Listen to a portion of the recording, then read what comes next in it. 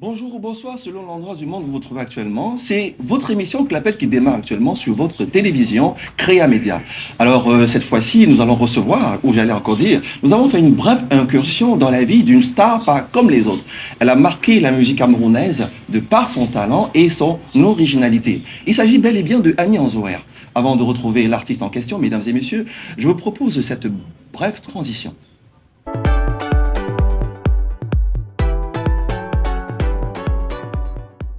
Comme je vous le disais à l'entame, nous recevons, n'est-ce pas, tout à l'heure, ou bien j'allais dire tout de suite, Annie Anzoer. Elle est artiste africaine, n'est-ce pas, de renommée internationale, autant pour moi. Alors, nous a fait l'honneur de répondre présent dans le cadre de cette émission. Il s'agit bel et bien de Clapette, n'est-ce pas, cette émission qui défraie la chronique en Afrique et au Cameroun plus particulièrement. Alors, Annie Anzoer, bienvenue sur le plateau de Clapette. Bonsoir et bienvenue. Merci. Alors, j'espère que vous portez très bien. Parce que si je vais pas bien, tu vas faire quoi? D'accord, on va tout de suite parler de Annie Anzoer. Qui est Annie Anzoer? Anya Anzer, c'est une petite fille. Je me définis comme ça, hein, une petite fille qui est née dans une petite forêt dans le sud du Cameroun qu'on appelle le Lodorf. Euh, Élevée et grandie par ses grands-parents. Mon grand-père était préfet. Et voilà, j'ai vécu à Ezeka dans ma petite enfance et puis j'ai commencé à chanter. Voilà, j'ai commencé à chanter à Ezeka. Voilà, tu es auteur de plusieurs tubes à succès, y compris Mon passé, Mon héros, J'ai pleuré et plein d'autres. Alors, qu'est-ce qui te permet d'entrer profondément dans la musique? Professionnellement, c'est ma rencontre avec comment il s'appelait, Feu Mebinga Sax, qu'on se croise un jour dans les rues de la capitale et qui savait déjà que je chantais et c'est lui qui m'oriente vers l'orchestre de la garde présidentielle parce que Georges Seba y était pour sa tournée nationale. Et donc voilà, je m'y suis présentée et j'ai fait le casting pour être choriste et puis voilà, j'ai été retenue et voilà, me voici aujourd'hui. C'était en 87, hein, 86, 87. D'accord. On sait bien que tu as tellement roulé ta bosse que, à un moment donné, tu as décidé de préparer ta retraite à travers cette petite fille qu'on voit régulièrement sur les réseaux sociaux. Il semble que c'est elle que tu mets en avant, hein, parce que avant elle, il y a déjà eu des fils qui ont commencé avec quelques petites chansons, mais c'est Ketia que tu mets en avant. Et pourquoi avoir choisi Ketia? Vraiment, il y a longtemps, on me demandait, ouais, est-ce que tu as déjà apprêté la personne qui va te... On ne remplace pas un être humain. Est-ce que tu as déjà apprêté? Je n'apprête rien du tout. Tout ce ce programme, c'est Dieu qui le fait. Il y a tellement de chanteuses. Il y a tellement de bonnes chanteuses au Cameroun. Et j'ai toujours tendu la main. Dieu seul le sait. Je n'ai pas besoin de faire ma promotion ici. Mais il se trouve que ma petite fille est atteinte du même virus que moi. Alors, pourquoi ne pas remercier le ciel? Donc, à travers moi, on voit ma petite fille. Voilà, donc je ne peux que l'encourager parce que euh, il ne faut plus qu'on tombe dans, dans, dans l'ignorance, je vais dire entre guillemets, que les parents avaient avant. Tu as un talent, on te dit non, tu peux pas chanter, c'est pas bien, machin. Non, non, non, non, non, non, non, bien au contraire. J'ai une petite anecdote d'une fille qui était venue me voir, qui fuyait, qui m'avait vu chanter dans une télévision de la place. Et à l'époque, je faisais les va-et-vient entre la France et le Cameroun. Et elle est venue, elle a tout fait pour rentrer en contact avec moi. Cette fille, à l'époque, faisait, je pense, quatrième. Et comme elle est passionnée de danse, de musique, tout le temps, elle s'échappe, elle vient, elle me retrouve à la maison et j'ai envie de chanter, j'ai envie de danser. Et moi, comme je lui tends les mains, on commence à travailler. Et puis son papa se rend compte que elle fait des fugues, mais il ne sait pas où elle va. Et un jour, elle l'a amené à la maison, elle a amené son papa à la maison. Et depuis ce temps-là, son père lui a depuis le temps que son père lui a permis de venir travailler, de chanter librement, de danser librement avec moi. Elle a eu son BPC, son probatoire, son bac, elle a eu son BTS, sa licence, son master 2.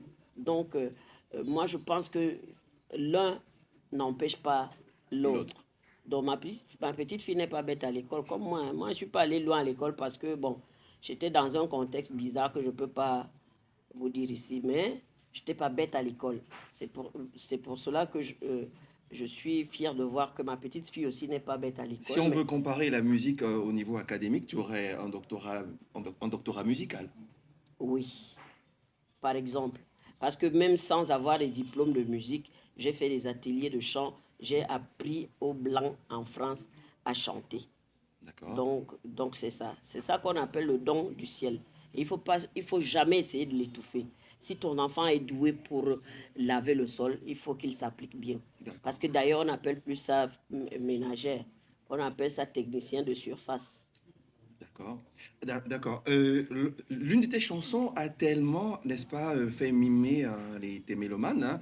Je me rappelle, j'étais encore tout petit garçon quand cette chanson faisait ses premiers pas dans l'univers discographique musical. Il s'agit de celle-là qui fait référence au roi Banjoun. C'est qui le roi Banjoun? Je n'ai pas dit le roi, j'ai dit mon héros. Ah, Je n'ai pas dit le d'accord, roi. d'accord, d'accord. À l'intérieur, tu Désolé. dis roi Banjoun. Non, j'ai dit D'accord. mon Voilà. héros Qui est banjounais. ton héros banjounais? Quelqu'un que j'ai rencontré dans un parcours de ma vie qui a marqué positivement ma vie. Et à un moment donné, bon, le destin, on ne peut pas l'échapper. Euh, Quand je finis de faire la programmation de cette chanson, je vais en France pour enregistrer. Il est déjà dans plusieurs dossiers. Et je sors la chanson quand lui et moi, on n'est plus ensemble. Et beaucoup de gens, comme j'avais déjà mis mon héros, m'ont découragé en me disant non, tu ne peux pas chanter pour quelqu'un qui t'a fait ça, machin. J'ai dit non, il m'a fait ça. Et pendant que j'étais inspirée, c'est lui qui m'a inspirée. Donc, moi, je ne falsifie pas mon histoire. J'ai passé presque 10 ans de ma vie avec cette personne. Et Et c'est cette même personne qui était secrétaire de l'ambassade des États-Unis? non, ça c'est une autre histoire. D'accord. Donc j'ai passé presque 10 ans de ma vie avec cette personne qui m'a euh, quand même marqué positivement. Je ne vois pas pourquoi est-ce que, parce qu'on a eu des problèmes, je vais enlever mon héros dans cette chanson. Je la laisse comme ça et elle est sortie, on était déjà séparés. Et voilà, voilà, elle a fait l'effet qu'elle a fait. Si j'avais enlevé ça, peut-être que la chanson n'aurait pas eu le même impact. On va maintenant parler d'une artiste qui est votre petite sœur. Il s'agit bel et bien de Lady Ponce.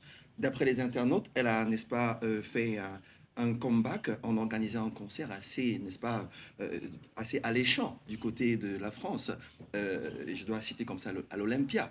Alors, que penses-tu de cette organisation qui a été faite? Je pense qu'elle est très bien entourée. C'est pour cela que moi, quand j'ai vu l'Olympia plein et j'ai vu le drapeau du Cameroun, et puis voilà, je ne peux qu'être fier. Je ne peux qu'être fier. On ne peut pas se le cacher, hein. C'est une fierté. Et tu lui as envoyé une lettre de félicitations? Toujours. Ah, d'accord. D'accord. Maintenant, hein, il y a, à la suite de la question à laquelle tu venais de répondre, s'agissant du concert des Ponce, il y a un artiste camerounais aussi de renommée, hein, qui dit que ce concert était biaisé, comme du genre, il n'aurait pas dû être, j'espère bien. Il s'agit de Belgatobi. Il a dit quoi? Oui, que ce concert était biaisé et que ça n'avait pas été bien organisé. Bien organisé par rapport à quoi moi, j'ai suivi le son impeccable.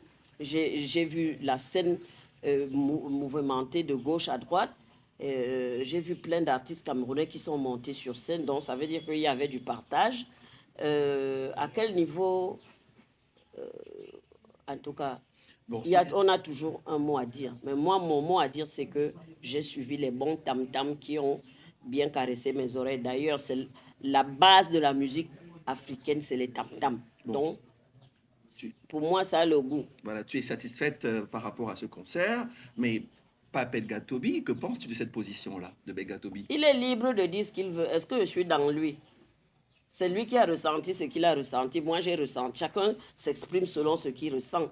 Moi, mon patriotisme, mon Cameroun, mon drapeau, et quand je vois que quelqu'un, même si tu es mon ennemi, même si tu ne m'aimes pas, moi, je m'en fous.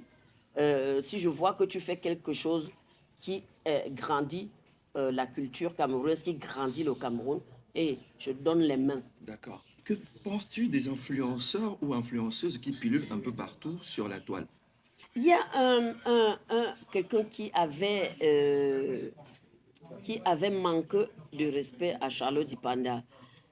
Quelque part, je sais pas, comme ils ont souvent les faux profils là, parce que c'est une fille naturelle, elle se décape pas, et elle fait ses tresses, c'est une fille naturelle. Et puis il y a quelqu'un qui vient dire, oh, elle a vieilli. J'ai envie de leur dire que quand tu mets 3 kilos de 3 kilos de fond de teint sur le visage. Pendant que tu te mets, tu es en train de mettre les kilos de fond de teint sur ton visage. Et à un moment donné, tu penses que le fond de teint, là, c'est ta peau. Ce n'est pas ta peau, c'est jamais ta peau. Il faut respecter la nature. Il faut respecter le naturel. Elle a le courage. Ce n'est pas acheter les fonds de teint qui dépassent Charlotte Dipanda. Non. Mais elle a choisi d'être naturelle, de respecter sa nature. Et vous êtes là parce que tu as acheté 3 kilos de fond de teint. Tu commences à dire que oh, elle a vieilli. La vieillesse, c'est un signe de bénédiction. Alors, Anya Zoher, il y a une question que j'aimerais bien te poser, hein. Que penses-tu des hommes-là qui refusent la paternité de leurs enfants? Oh, j'aime ça. Autour de moi, il n'y a que ça. Moi, je ne sais même plus. Mais les hommes aujourd'hui là commencent un peu déjà à Pamela, leur cerveau là, ça ne donne plus. C'est comment toutes les filles autour de moi, la rentrée scolaire, tu appelles le père de tes enfants, il te dit que va emprunter de l'argent. Tu regardes, c'est la photocopie du père. Elle va aller emprunter de l'argent où? Elle a bu les enfants là dans l'eau. Pourquoi pourquoi les papas aujourd'hui je ne sais pas, à 50-60% des filles qui m'entourent là, Ce sont des mères célibataires, des sont mères mères... célibataires et des papas irresponsables. Si tu n'es pas obligé de l'épouser, occupe-toi de ton enfant, c'est ton sang. Il n'a pas demandé à venir au monde. Qu'est-ce que tu peux dire concernant cette situation qui devient déjà, entre guillemets, ma foi, un peu critique? Tu veux que je dise quoi? Tu veux que je dise quoi? Je remercie seulement le ciel parce que mes enfants ne sont pas comme ça. Quand mon enfant fait un enfant quelque part, il aime l'enfant là plus que tout. Donc, voilà, si toi tu n'aimes pas ton sang, c'est ta malchance. Oui, on a l'impression que certains parents, n'est-ce pas, ont, n'est-ce pas, délégué leur, n'est-ce pas, leur charge aux répétiteurs de maison. Si bien qu'aujourd'hui, ces parents absents, très souvent absents, n'est-ce pas, s'en vont pour un séjour, pour un long séjour et laissent les enfants aux répétiteurs. Alors, que penses-tu de ce phénomène qui devient de plus en plus C'est très grandissant? dangereux. C'est même pas, moi, je ne peux même pas conseiller ça à quelqu'un. Le répétiteur, quand le répétiteur est à la maison, tu es là. Tu as un œil sur ton enfant. Le répétiteur, tu sais qu'il vit où? Tu sais qu'il fait quoi? Tu sais qu'est-ce qui se passe dans sa tête? Tu vas laisser ton enfant avec le répétiteur. Tu sais qu'il va rester faire quoi ton enfant? Non, moi je ne suis pas d'accord avec ça. Le répétiteur est là pour faire réviser les leçons à l'enfant et partir. Il est payé pour ça. Il n'est pas là pour commencer à toucher ton enfant ou lui dire fais ci, fais ça. Non. Voilà. Alliance Zoé, ton mot de fin, s'il te plaît. Mot de fin, je ne sais même pas quoi dire. Sachez que I am a beautiful sexy mommy, la femme qui donne la joie, même quand ça ne va pas, j'applique l'article numéro 1, tout va bien. D'accord. Madame, Monsieur, ce fut un plaisir de vous avoir nombreux face à votre petit écran. Marie Moukala était comme d'habitude à la coordination centrale. JC Jean Clignotant était à la réalisation. La dame qu'on appelle Céline Tchakounté à la logistique. Je suis Marius Castella. Retrouvons-nous très très prochainement.